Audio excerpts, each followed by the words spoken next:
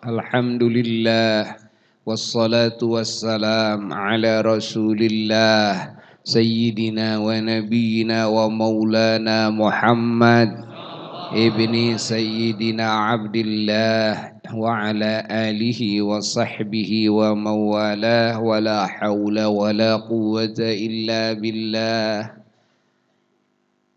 Amma ba'du fa ya ibadallah wa ya ummata Rasulillah sallallahu alaihi wa alihi wa sallam usikum wa nafsi bitaqwallah wa ittiba'i sunnati Rasulillah sallallahu alaihi wa alihi wa sallam la'allakum tuflihun. Saudara-saudara yang sangat Al-Fakir cintai, ahli majelis ta'lim bersatu yang sangat Al-Fakir muliakan dan sangat Al-Fakir doakan dan sangat diharapkan doanya oleh Al-Fakir dan keluarga dan semuanya jamaah dan semuanya muslimin muslimat mukminin mukminat. Alhamdulillah, di majelis ta'lim yang ke-7 kita semuanya dikumpulkan kembali oleh Allah dalam majelisnya dan dalam tempat yang Allah agungkan, dalam saat yang Allah muliakan, di malam yang Allah sucikan, di mana Allah Subhanahu wa ta'ala di malam Jumat dan harinya Allah membebaskan sejumlah hamba-hambanya dari murkanya dan api nerakanya. Allah mengangkat sejumlah hamba-hambanya dari kehinaannya kepada derajat yang tinggi. Allah memberikan keberkahan dan kasih sayang dan kecintaan juga keridhaan kepada sejumlah hamba-hambanya di malam dan hari tersebut. Allah Subhanahu wa ta'ala mengabulkan doa-doa sejumlah hambanya yang berdoa kepadanya di malam dan hari tersebut. Allah Subhanahu wa ta'ala melipat-lipat pahala ganjaran kepada semua hamba-hambanya atas amal salehnya yang dilakukan di malam Jumat dan hari Jumatnya. Dan Allah mengangkat derajat kematian hambanya yang beriman di malam Jumat dan di harinya dengan pangkat kesyahidan di sisinya.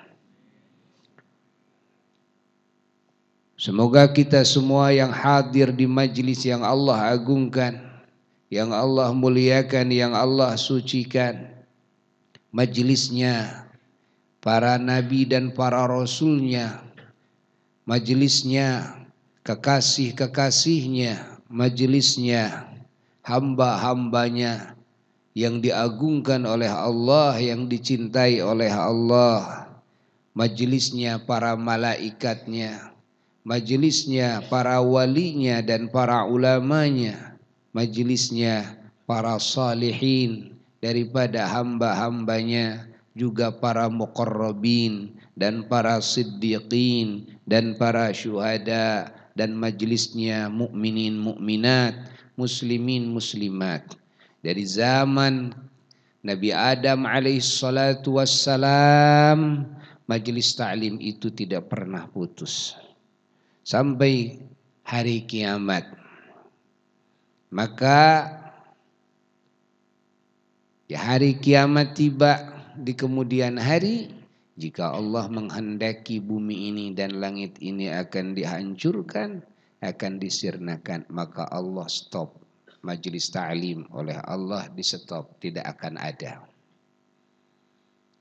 Tersisalah di muka bumi ini manusia-manusia yang sama sekali tidak mengenal Allah. Manusia-manusia yang sama sekali tidak mengenal nama Allah sekalipun. Manusia-manusia yang hidupnya tidak diterangi dengan cahaya hidayah dari Allah Jalla Jalaluhu wahdah, yang hidupnya hanya memenuhi hawa nafsunya dan hidupnya hanya mengikuti kepada bisikan-bisikan syaitannya, maka tak lama kemudian setelah keilmuan ini diangkat oleh Allah Jalla Jalaluhu wahdah, sehingga tidak ada ilmu Allah, ilmu wahyu yang nempel di apapun di muka bumi ini, baik di kertas, nanti Quran-Quran yang ada yang tersisa hanya kertasnya doang, sementara tulisannya tidak ada. Ilmu-ilmu Allah yang dijabarluaskan melalui sunnah-sunnah dan hadis-hadis Rasulullah sallallahu alaihi wasallam yang ada di seluruh media, Allah akan sirnakan. Berbarengan dengan ilmu yang dicabut daripada dada-dada manusia dan bangsa jin saat itu. Karena Allah Subhanahu wa ta'ala menjadikan ilmunya ini selama hadir di muka bumi ini, selama hadir di dada-dada hambanya, maka Allah tidak akan menghancurkan bumi dan langitnya. Allah tidak akan menghancurkan alam yang Allah tata dengan rapi. Ketika ilmu Allah dicabut oleh Allah, maka di sanalah batasan keterjagaannya bumi dan langit. Sampai sana, sampai ilmu dicabut oleh Allah Jalla Jalaluhu wahdah. Maka di dalam hadis yang sangat masyhur sekali, andai kata bencana Allah turunkan dari langit kepada ahli bumi, Allah bantingkan dari kedua kelompok di muka bumi. Satu, dari kelompok yang memakmurkan masjid. Yang kedua, dari kelompok yang hadir di majelis ilmu. Yang hadir di majelis ilmu, tatkala Allah turunkan bencana dari langit, bencana itu dibanting-bantingkan, dijauh-jauhkan dari ahli majelis ilmu. Karena ilmu Allah inilah yang menjadi penyelamat bumi dan ahli bumi, dan penyelamat langit dan ahli langit. Ilmu Allah lah yang menjadi paku bumi dan paku langit. Maka ketika Allah menakdirkan dan menghendaki bumi ini akan disirnakan, langit dan semua jagat raya akan dihancurkan, Allah cabut dulu ilmu tersebut. Allah hilangkan majelis-majelis ta'lim di muka buminya. Allah cabut cahaya ilmu dari dada-dada hamba-hambanya, dari manusia dan bangsa jin. Allah cabut dari semua media yang ada. Maka kosonglah bumi ini dari cahaya ilmu Allah Jalla Jalaluhu wahdah. Ilmu Allah adalah sambungan yang menyambungkan antara makhluk dengan Khaliknya. Ilmu Allah adalah sambungan yang menyambungkan antara manusia dengan semua malaikat Allah, dengan alam akhirat. Tersambung dengan ilmu ini ke alam barzah, ke alam akhirat, sampai ke surga. Dengan ilmu Allah, Allah menyambungkan hubungan makhluk dengan hamba-hambanya yang Allah muliakan, dengan para nabi menjadi tersambung. Wabil khusus dengan imam semua nabi dan imam semua rasul adalah nabi kita semua, Sayyiduna wa Maulana Muhammad. Dengan ilmu Allah ini tersambunglah hubungan hati kita dengan semua wali-wali Allah, dengan semua ulama-ulama Allah, dengan semua syuhada-syuhada Allah dan hamba-hamba Allah yang saleh, dan terhubung pula dengan ilmu tersebut dengan semua hamba-hamba Allah yang beriman, walaupun mereka semua sudah ada di alam barzakh, walaupun mereka masih ada di alam arwah. Maka dengan ilmu ini tersambunglah satu hubungan nur, hubungan cahaya yang menyambung di alam semesta ini dengan malaikat yang ada di bumi, yang ada di langit, yang ada di arah, semua tersambung. Dan ilmu inilah yang menjadi sebab manusia dan bangsa jin yang tadinya hina menjadi mulia. Dengan ilmu inilah yang menjadi sebab manusia yang tadinya menjadi ahli neraka, ahli siksa Allah, menjadi ahli surga, ahli nikmat yang abadi. Dengan ilmu Allah inilah yang mana makhluk yang diciptakan oleh Sang Khalik bisa bertemu dengan yang menciptakannya, bisa melihat kepada zatnya, bisa mendengar kepada firman-Nya, bisa berdekatan dengannya, dan bisa meraih ridha-Nya, cintanya, kasih sayang Rabb-Nya, pertolongan Rabb-Nya, keberkahan Rabb-Nya, dan segenap anugerah Tuhan-Nya Jalla Jalaluhu Wahdah. Dengan ilmu inilah maka nampak keadilan di alam semesta, nampak keterpujian di alam semesta, nampak keunggulan, nampak keistimewaan sampai mukjizat dari masa seluruh para rasul Nabi Adam alaihissalam sampai Nabi kita, mukjizat yang mencengangkan, yang menjadikan akal manusia bertekuk lutut di hadapannya. Begitu pula karomah-karomah wali yang tidak tertutup, karomah ini sampai hari kiamat. Karena kewalian tidak ditutup, adapun kenabian ditutup sampai kenabian Nabi kita Sayyiduna wa Maulana Muhammad sallallahu alaihi wasallam, maka tidak ada lagi pengangkatan nabi baru, tidak ada lagi pengangkatan rasul baru. Walaupun Nabi Isa alaihissalatu wassalam masih hidup, beliau tetap sebagai rasul secara pribadi. Walaupun Nabi Khadir alaihissalatu wassalam masih hidup, beliau tetap sebagai nabi secara pribadi, namun bukan pengangkatan baru. Tidak ada pengangkatan kenabian dan kerasulan. Adapun kewalian, maka pintu kewalian terbuka lebar-lebar sampai hari kiamat. Siapapun yang ingin menjadi wali Allah,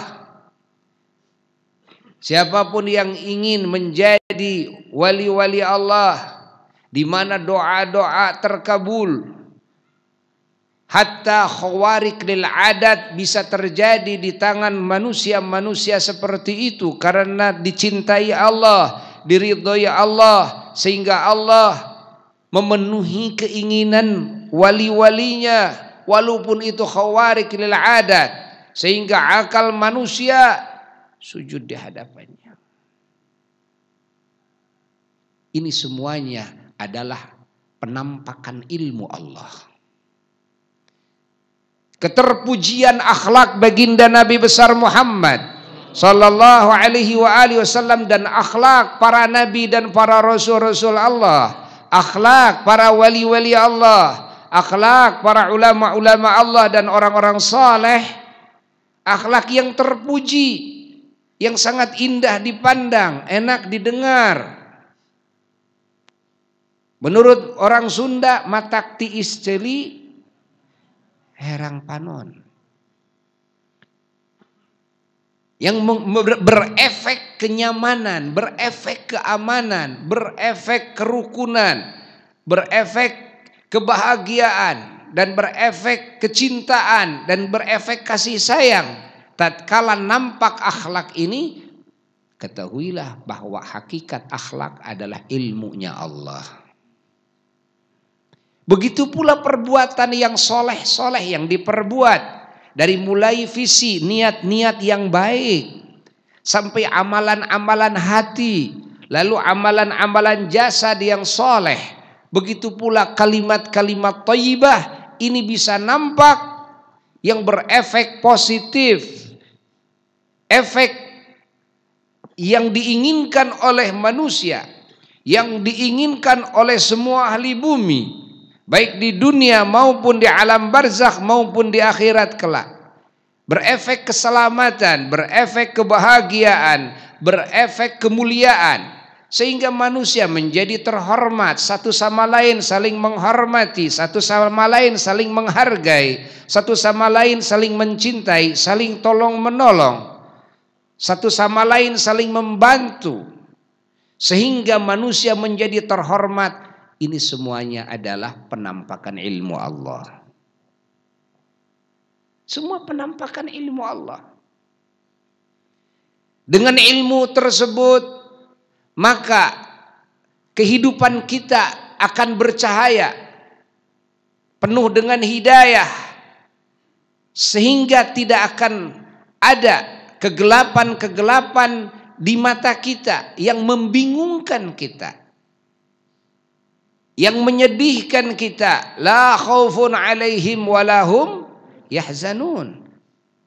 Dan dengan ilmu Allah ini, maka teranglah alam hati kita dan alam fikiran kita, terang pula alam barzah kita, terang pula alam akhirat kita, terang pula alam siratal mustaqim, di mana di dalam hadis bahwa siratal mustaqim itu gelap gulita, sehingga kebanyakan manusia dan bangsa jin yang melintasi siratal mustaqim itu nanti yaumal qiyamah tidak ada yang bisa memijakan kakinya ke relnya, meleset daripada relnya, karena tidak tahu jalan, gelap gulita. Apa yang menerangi di sana? Ilmu Allah yang hadir dalam hati kita waktu kita di dunia.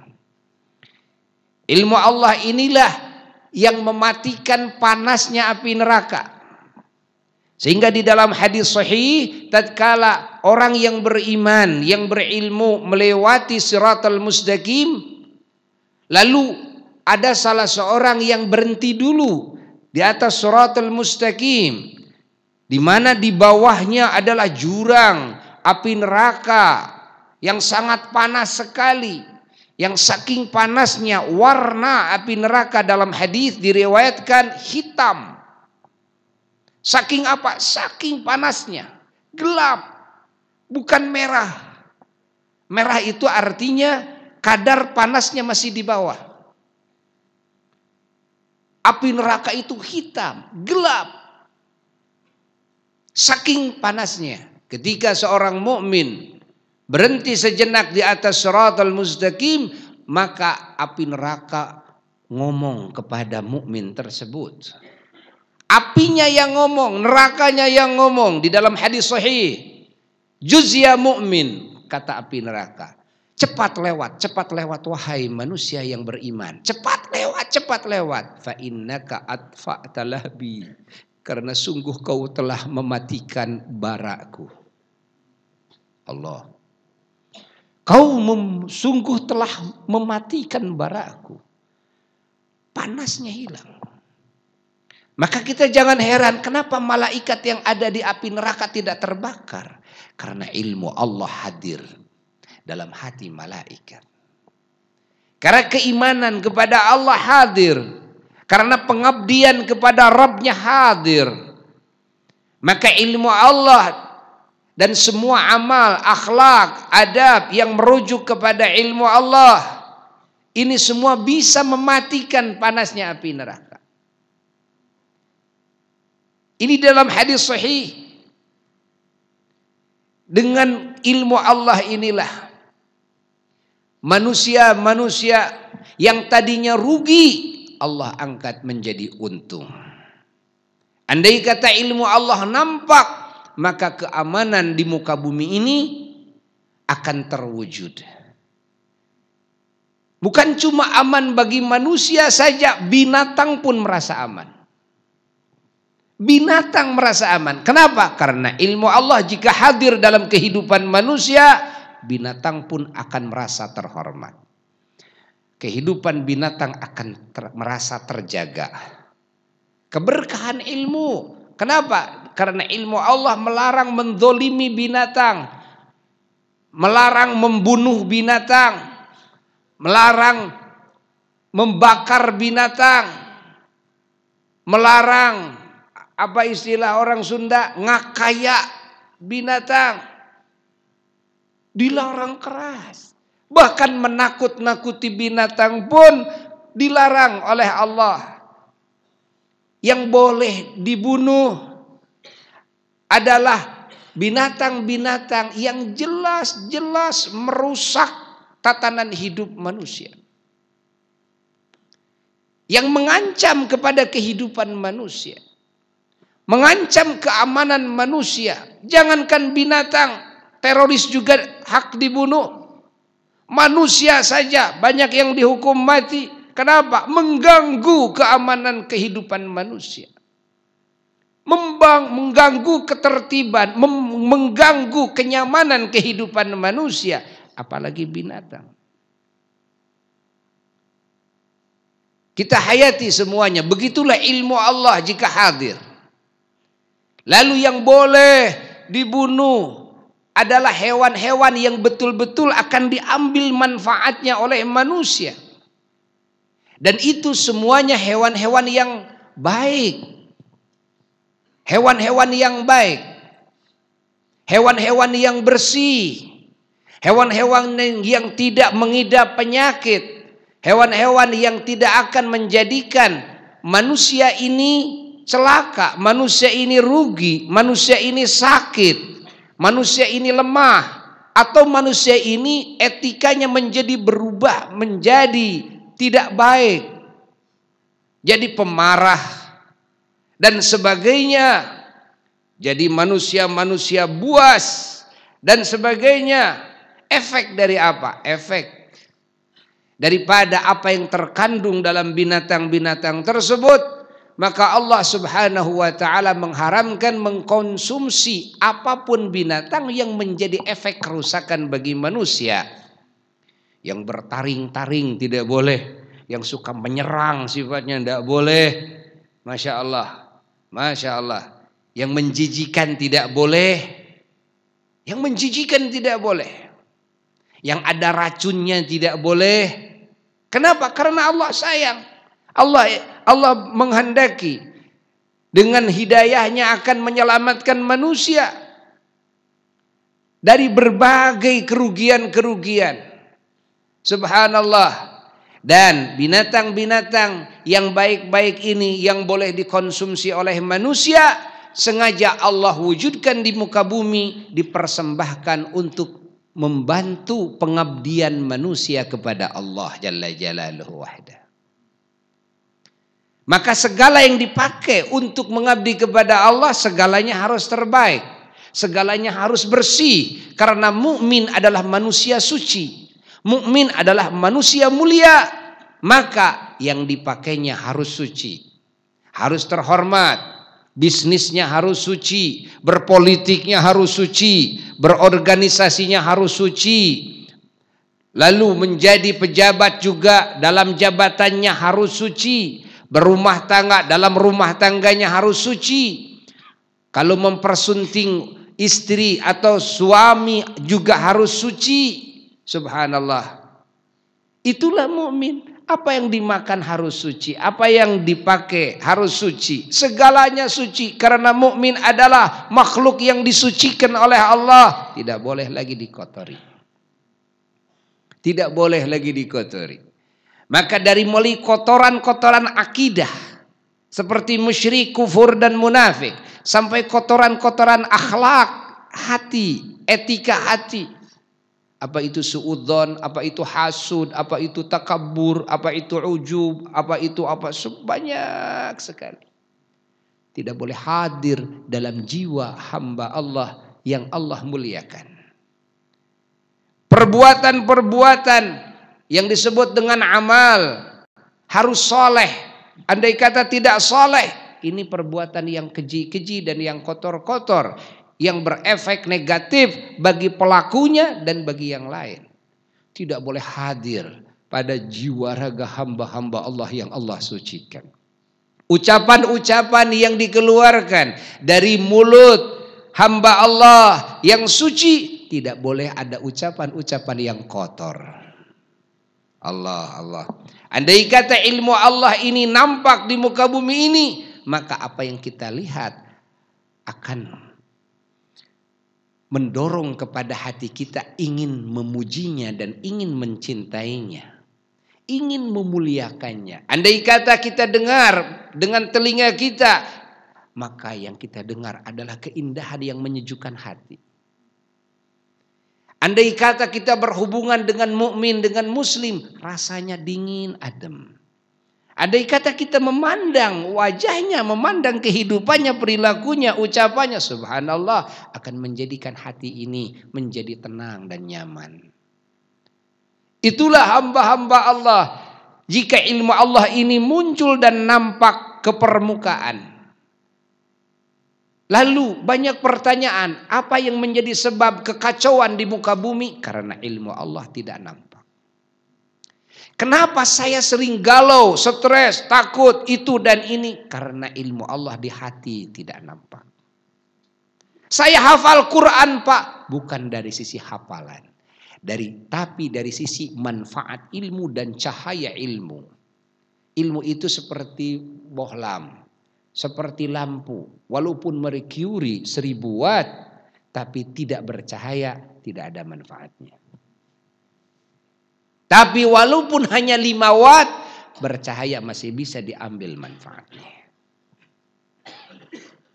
Ilmu yang manfaat ini yang akan terus mengalir sampai kita mati, akan terus mengalir pahalanya, akan hadir.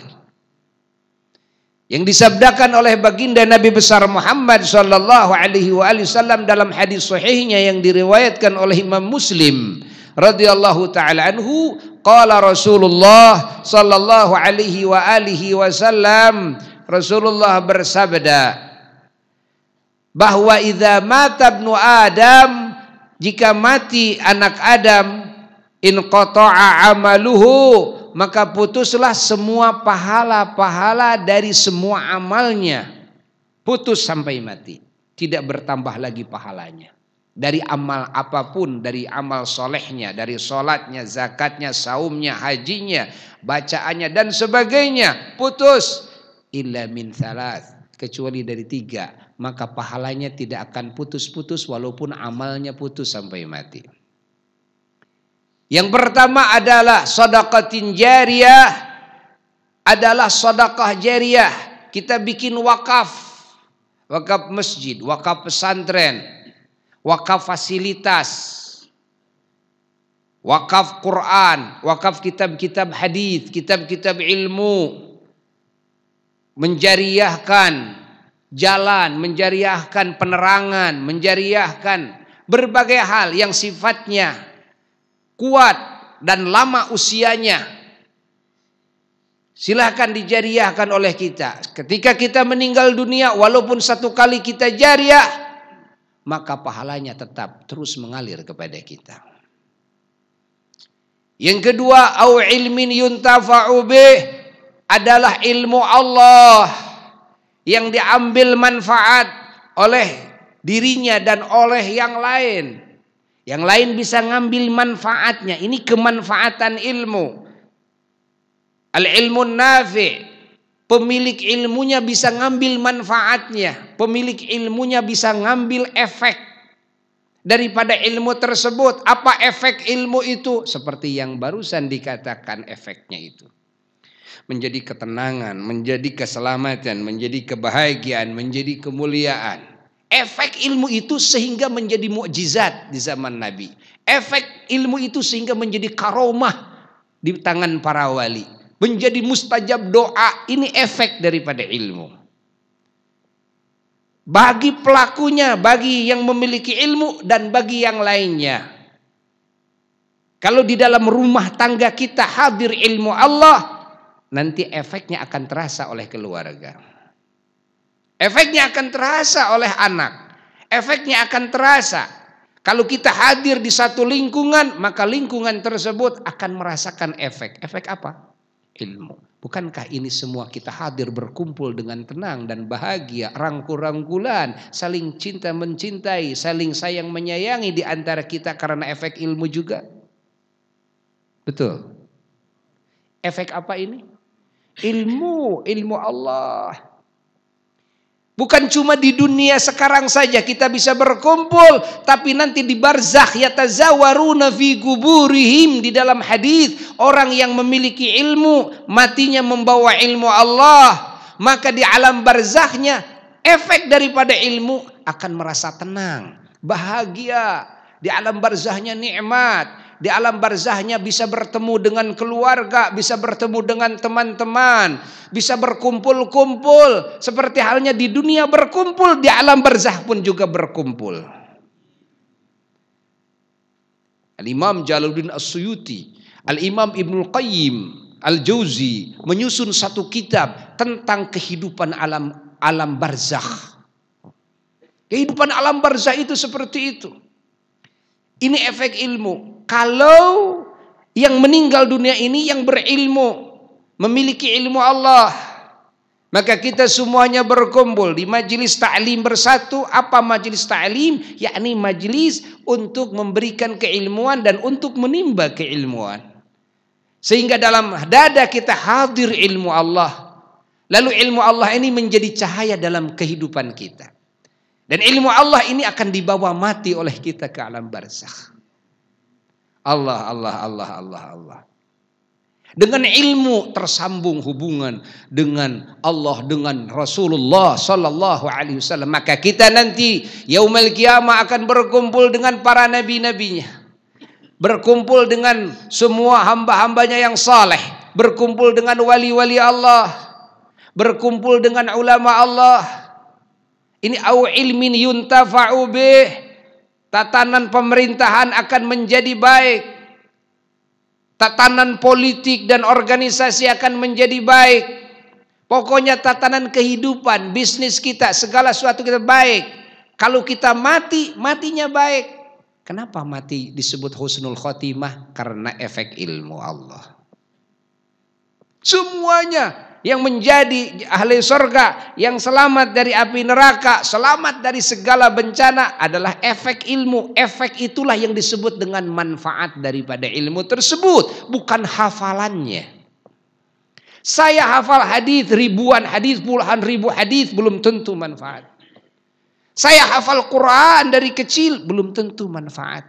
Maka kafir pun dulu kita mendengar ada Belanda yang memang sengaja menghafal Quran dan hadis, tapi tidak menjadi efek. Van der Plas, Snoek, kan? Mereka hafal Quran, tapi tidak ada efek. Kenapa? Karena ilmu Allah itu pasti berefek. Jika tidak berefek positif, yang disebut manfaat bagi yang memiliki ilmu tersebut dan bagi yang lainnya, maka jelas ilmu itu tidak manfaat. Maka ilmu yang terus akan mengalirkan pahala adalah ilmun yuntafa'u bih, ilmu yang manfaat. Artinya yang melahirkan apa? Efek positif itu. Yang ketiga, awaladin salihin yad'ulah. Yang akan terus mengalir pahalanya adalah keturunan, anak cucu yang soleh.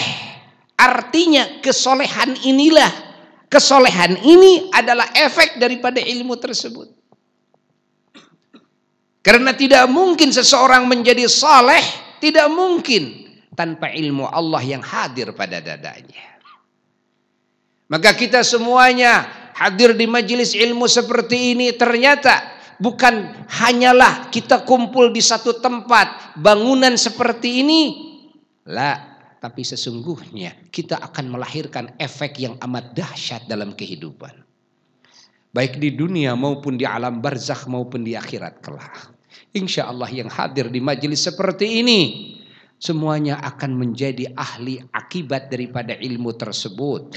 Menjadi ahli efek dan kemanfaatan dan rahasia cahaya dari ilmu tersebut. Kita semuanya insya Allah akan terikat hati kita, terikat dengan Allah, terikat dengan baginda Nabi besar Muhammad sallallahu alaihi wasallam, terikat dengan semua para nabi dan para rasul yang agung, terikat dengan para wali Allah, para ulama Allah, para syuhada Allah, para siddiqin, para muqarrabin, terikat dengan para solihin, dengan semua mukminin mukminat, muslimin muslimat, terikat kita dengan malaikat-malaikat Allah, terikat kita dengan sorga insyaallah. Semoga yang hadir di majelis seperti ini oleh Allah Subhanahu wa taala didekatkan terus dengannya, didekatkan terus dengan semua hamba-hambanya yang Allah agungkan. Semoga selalu menerima aliran daripada efek-efek ilmu tersebut di dunia, di alam barzah dan di akhirat kelak. Kita memohon kepada Allah, ya Allah berikan kepada kami ilmu yang manfaat. Ya Allah berikan kepada kami ilmu yang manfaat. Ya Allah berikan kepada kami ilmu yang manfaat. Walaupun sedikit tapi manfaat. Zidna ilma ya Rab. Tambah-tambahkan kepada kami ilmu yang manfaat. Sehingga setiap hari berlalu bertambah ilmu manfaat darimu ya Rab. Sehingga bertambah pula efek-efek positif dalam hidup kami ya Allah. Efek-efek positif bagi saudara-saudara kami ya Allah. Efek-efek positif bagi pemerintahan kami ya Allah. Efek-efek positif bagi rakyat kami ya Allah. Efek-efek positif bagi keluarga kami ya Allah. Efek-efek positif bagi keturunan kami dan leluhur-leluhur kami ya Allah. Efek-efek positif bagi teman-teman kami ya Allah. Efek-efek positif bagi semua sahabat-sahabat kami, saudara-saudara kami ya Allah. Efek-efek positif bagi tetangga-tetangga kami dan ahli kampung kami, ahli negeri kami ya Allah. Efek-efek positif bagi saudara-saudara kami yang masih hidup ya Allah. Efek-efek positif bagi saudara-saudara kami yang sekarang ada di alam barzakh ya Allah. Terutama leluhur kami, orang tua kami ya Allah. Semoga menerima efek positif dari kesolehan kami ya Allah. Semoga mereka di alam barzahnya diampuni dosanya oleh-Mu ya Allah. Semoga di alam barzahnya ditenangkan, dibahagiakan ya Allah. Daripada efek positif kesolehan kami dan ilmu kami yang Kau anugerahkan kepada kami sebagai anak cucunya ya Allah. Semoga efek positif ini juga Kau sebarluaskan kepada ruh-ruh yang di kemudian hari akan Kau wujudkan di muka bumi ini sebagai hamba-Mu yang mukmin ya Allah. Semoga efek ini menjadi efek di alam barzah kami yang positif ya Allah. Jika kami sekarang atau esok atau lusa digiring dari alam dunia yang fana ini masuk ke alam barzakh-Mu ya Rab, maka kami menerima efek daripada ilmu ini ya Allah. Menerima efek positif daripada amal saleh kami ini ya Allah. Tatkala kami dibangkitkan nanti dari alam barzakh yaumul qiyamah ke alam akhirat, maka kami di mahsyar menerima efek ilmu ini ya Allah. Di waktu dihisab menerima efek ilmu ini ya Allah. Di waktu ditimbang amal menerima efek ilmu ini ya Allah. Tatkala dibagi buku catatan amal yaumul qiyamah menerima efek ilmu ini ya Allah. Tatkala melintasi siratal mustaqim kami menerima efek ilmu ini ya Allah. Sampai kami masuk surga-Mu ya Allah, ya Allah. Panggillah nama Allah. Panggillah nama Allah Tuhan kita semua, Tuhan semesta alam. Berdoalah kepada Allah dengan khusyuk. Menghadaplah hati kita kepadanya dengan sesungguh-sungguhnya. Memohon ampunannya, memohon taufik dan hidayahnya, memohon penjagaannya, memohon pertolongannya, memohon kekuatannya, memohon segala kebaikannya, memohon rizkinya, memohon keselamatan, kebahagiaan darinya. Ketahuilah bahwa kebahagiaan adalah kebahagiaan Allah yang Allah berikan kepada hamba-hambanya yang Allah kehendaki. Ingatlah, ketenangan hati semuanya datang dari Allah. Berapa banyak yang miskin ditenangkan hatinya, berapa banyak yang kaya dicabut ketenangannya. Berapa banyak yang miskin Dibahagiakan hatinya, berapa banyak yang kaya dicabut kebahagiaannya. Berapa banyak yang tidak memiliki jabatan dunia malah ditenangkan, dibahagiakan dalam hidupnya. Berapa banyak yang dikasih jabatan tinggi malah dikasih stres dan tidak tenang dalam hidupnya. Ingatlah bahwa ketenangan datang dari Allah, pemberian Allah, kenyamanan pemberian Allah. Bukan karena harta yang banyak, bukan karena jabatan, bukan karena sebutan manusia, bukan karena gelar, tapi pemberian Allah atas kehendak Allah kepada hamba-hambanya yang Allah kehendaki. Di dunia seperti itu, di alam barzakh pun nanti seperti itu, di akhirat pun nanti seperti itu. Ya Allah, ya Allah, ya Allah, ya Allah, ya Allah, ya Allah. Kita memohon kepada Allah ampunannya, karena dosa-dosa kita semuanya adalah sebagai akibat, adalah sebagai sebab yang mengakibatkan seluruh efek negatif dalam hidup kita, di dunia, di barzah dan di akhirat kita. Maka kita memohon ampunan kepada Allah di malam yang agung ini, di tempat yang mulia ini, di majelis yang agung ini, di tengah-tengah hambanya yang agung pula. Semoga Allah mengampuni dosa-dosa kita semua, dan dosa-dosa orang tua kita, dosa-dosa leluhur kita, dosa-dosa keluarga kita, dosa-dosa keturunan kita, dosa-dosa sahabat-sahabat kita, dosa-dosa ahli kampung, ahli negeri kita, dosa-dosa para pejabat-pejabat kita, dosa-dosa bangsa kita, dosa-dosa semua mukminin muminat, muslimin muslimat, sehingga yang akan menerima musibah tidak jadi diberi musibahnya, yang akan menerima siksa tidak jadi mendapat siksanya, yang akan menerima murka Allah tidak jadi menerima murkanya, yang akan dimasukkan ke nerakanya nggak jadi dimasukkan ke nerakanya, yang akan mendapatkan kerugian tidak jadi mendapat kerugiannya, yang sedang mendapatkan siksa Allah di alim barzahnya saat ini dicabut, yang mendapatkan musibah di dunia karena dosa-dosanya musibahnya dicabut. Ya Allah, ya Allah, ya Allah, ya Allah. Sesaat kita semuanya menghadapkan hati kepada Allah,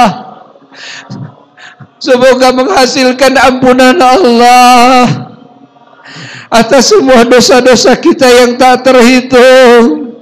Ya Allah, ya Allah, Allah lebih bahagia atas hamba-hambanya yang berdosa lalu memohon ampunan kepadanya. Allah berjanji akan mengampuni dosa-dosa hambanya yang memohon ampunannya. Allah membuka pintu taubat lebar-lebar. Ya Allah, Allah. Walaupun Allah sudah didurhakai oleh hambanya, tapi jika hambanya menangis kepadanya meminta ampunannya, sebesar dan sebanyak apapun dosa-dosanya, Allah akan tetap mengampuninya. Wahai saudara-saudaraku, mintalah ampunan kepada Allah sebelum kita kembali ke alam barzakh. Mintalah ampunan kepada Allah sebelum kita meninggalkan alam dunia yang fana ini. Mintalah ampunan kepada Allah. Allah Maha Pengampun. Nabi kita bersabda, at-taib minadz-dzanbi kaman la dzanbalah. Yang bertobat dari dosa-dosanya persis seperti yang tidak memiliki dosa sama sekali. Ya Allah, ya Allah, ya Allah, ya Allah. Di bulan Sya'ban ini kita memohon keberkahan, memohon ampunan kepada Allah di malam nisfu Sya'ban, malam 15 nisfu Sya'ban yang akan datang. Allah hujankan ampunan kepada sejumlah hamba-hambanya. Maka persiapkan dari sekarang. Jika panjang umur, kita harus menjadi manusia yang bisa meraih ampunan Allah di malam tersebut. Dari sekarang kita persiapkan diri untuk menerima ampunan Allah di malam nisfu Sya'ban tersebut. Ya Allah, ya Allah, ya Allah, ya Allah. Rabbana hab lana min azwajina wa dhurriyyatina qurrata a'yun waj'alna lil muttaqina imama. Rabbana atina fid dunya hasanah wa fil akhirati hasanah wa qina adzabannar. Subhana rabbika rabbil izzati amma yasifun wa salamun alal mursalin walhamdulillahi rabbil alamin bisirri asraril Fatihah.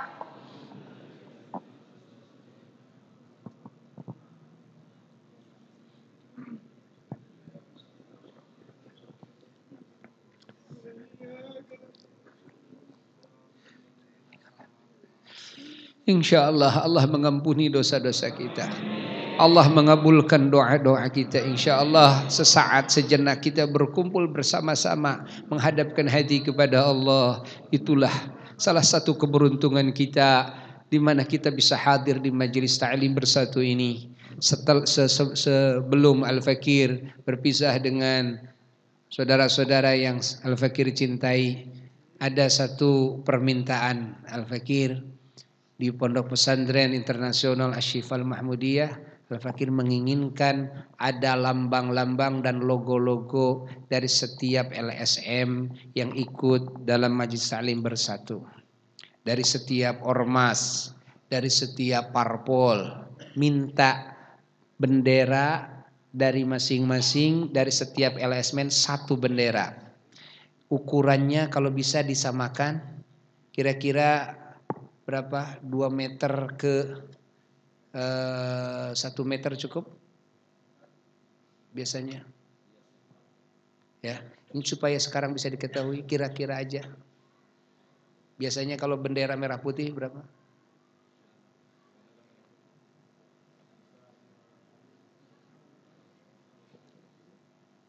Berapa? Sameter kagak 60, tapi kalau semeter ke 6 kalau di sana kurang besar. Kurang besar, di sana harus ada. Kalau 2 kali 1 bagaimana?